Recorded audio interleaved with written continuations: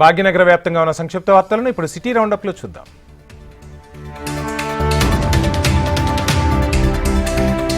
Group 1 లో జరిగిన అక్రమాలపై సమగ్ర విచారణ జరిపించాలని తెలంగాణ బీసీ సంక్షేమ సంఘం అధ్యక్షుడు నరేందర్ గౌడ్ డిమాండ్ చేశారు.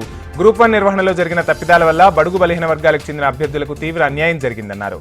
ఈ అక్రమాల వెనుక ముఖ్యమంత్రి సోదరుల హస్తం ఉందన్న అనుమానాలు ఉన్నాయని అన్నారు.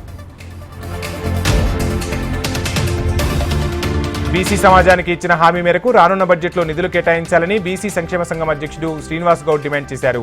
కామారెడ్డి డిక్లరేషన్కు విరుద్ధంగా రాష్ట్రంలో పాలన కొనసాగుతోందని విమర్శించారు. కాంగ్రెస్ సర్కార్ ఏర్పడిన మొదటి బడ్జెట్ నుంచే 20% నిధులు బీసీల కోసం ఖర్చు చేస్తామని హామీ ఇచ్చి మోసగించారని మండిపడ్డారు. బొగ్గులకుంటలోని దేవాదాయ ధర్మాదాయ శాఖ కమిషనర్ కార్యాలయం ముందు పలు హిందూ ధార్మిక సంఘాలు ఆందోళన చేపట్టారు. ఆలంపూర్ జోగులాంబ ఆలయ ఈవో పురేందర్, ప్రధాన అర్చకుడు ఆనంద్ శర్మల అవినీతిపై సమగ్ర విచారణ జరిపాలని డిమాండ్ చేశారు. శక్తిపీఠాలలో ఒక పీఠమైన ఆలంపూర్ జోగులాంబ ఆలయ పవిత్రతను కాపాడాలని కొత్తకోట ఆశ్రమ అర్చకుడు శివానంద స్వామి రాష్ట్ర ప్రభుత్వాన్ని కోరారు. నాంపల్లిలోని టీఎన్జీఓ కార్యాలయంలో ఇఫ్తార్ విందు నిర్వహించారు. టీఎన్జీఓ సెంట్రల్ యూనియన్ కార్యదర్శి మజీబ్ ఆధ్వర్యంలో ఇచ్చిన ఇఫ్తార్ విందులో ప్రొఫెసర్ కోదండరాం, అద్దంకి దయాకర్, కురేషి, టీజీఓ అధ్యక్షుడు ఏలూరి శ్రీనివాస్, టీఎన్జీఓ అధ్యక్షుడు మారం జగదీష్ పాల్గొన్నారు. ముస్లిం మత పెద్దల ప్రార్థన అనంతరం ఉద్యోగులతో కలిసి ఇఫ్తార్ విందును స్వీకరించారు. నాగారం విజయ ఆసుపత్రి ముందు ఉన్న బస్ షెల్టర్ను రాత్రికి రాత్రి తొలగించడంతో కాలనీవాసులు ధర్నాకు దిగారు. తొలగించిన బస్ షెల్టర్ను యథావిధిగా నిర్మించాలని డిమాండ్ చేశారు. బస్ షెల్టర్ను తొలగించిన వారిపై మున్సిపల్ అధికారులు వెంటనే చర్యలు తీసుకోవాలని డిమాండ్ చేశారు. బేగంబజార్ హిందీనగర్ స్పోర్ట్స్ కాంప్లెక్స్ లో అంతర్జాతీయ మహిళా దినోత్సవ వేడుకలు నిర్వహించారు. జాంబాగ్ డివిజన్ కార్పొరేటర్ రాకేష్ జైస్వాల్ మహిళా పారిశుద్ధ్య కార్మికుల కాళ్లు కడిగి ఆత్మీయంగా సన్మానించారు. డివిజన్లో సఫాయి పనులు చేస్తూ పరిశుభ్రంగా ఉంచుతున్న కర్మచారీల పాదాలను శుభ్రం చేసి వారికి మహిళా దినోత్సవ శుభాకాంక్షలు తెలిపారు. అనంతరం వారికి శాలువలు, స్వీట్లు మరియు టిఫిన్ బాక్సులను అందజేసి సత్కరించారు.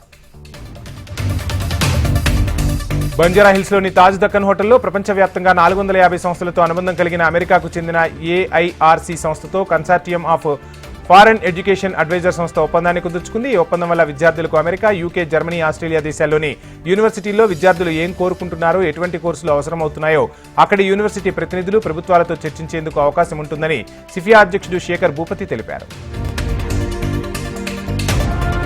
బోడుప్పల్ మున్సిపల్ కార్యాలయం ముందు జనసేన నాయకుడు వంగరి సాయి కుమార్ ఆధ్వర్యంలో జనసేన కార్యకర్తలు ధర్నాకు దిగారు. ఇంద్రానగర్, దేవేందర్ నగర్ ప్రాంతంలో జనసేన పార్టీ బ్యానర్లు తొలగించడంపై ఆందోళన చేపట్టారు. ఇంద్రానగర్ ప్రాంతం నుండి బోడుప్పల్ మున్సిపల్ కార్యాలయం వరకు జనసేన శ్రేణులు బైక్ ర్యాలీతో వచ్చి మున్సిపల్ కార్పొరేషన్ ముందు నిరసన ధర్నా చేపట్టారు. బీఆర్ఎస్ సర్కార్లో తొలగించిన తమను విధుల్లోకి తీసుకోవాలని ఆర్టీసీ కార్మికులు డిమాండ్ చేశారు. చిన్న చిన్న తప్పులకే తమను విధుల నుండి తొలగించడం అన్యాయమని అన్నారు. చిన్న ఉద్యోగులమైన తమను విధుల్లో నుండి తొలగించి సజ్జనార్ తమ కుటుంబాలను రోడ్డు పాలు చేశారని ఆరోపించారు. శంషాబాద్లో సుమారు 2 లక్షల రూపాయల విలువైన మొబైల్ ఫోన్లు చోరీకి గురయ్యాయి. రాళ్లగుడ్డదొడ్డి సమీపంలో ఉన్న సెంటర్లో ఇంటర్ పరీక్షలు జరుగుతున్నాయి. విద్యార్థులు 2 వీలర్స్ డిక్కీలో ఫోన్లు పెట్టి పరీక్షకు వెళ్లారు. తిరిగి వచ్చి చూసుకోగా ఫోన్లు మాయమైనట్టు తెలుస్తుంది. దాదాపు 30 విలువైన ఫోన్లు చోరీకి గురైనట్లు సమాచారం. శంషాబాద్ ఎయిర్పోర్ట్ పోలీస్ స్టేషన్లో బాధిత విద్యార్థులు ఫిర్యాదు చేశారు.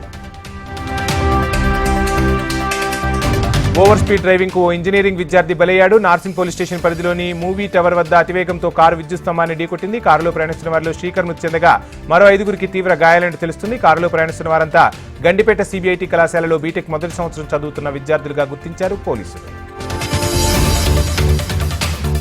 మెదక్ జిల్లా కిష్టాపూర్లో గంజాయి కలకలం రేపింది. గంజాయి విక్రయిస్తూ ఒడిషా మల్కాన్గిరి జిల్లాకు చెందిన సమేర్ షరకర్ పట్టుబడ్డాడు. అతని నుంచి 1,75,000 విలువైన 3 కిలోల గంజాయిని సీజ్ చేశారు పోలీసులు.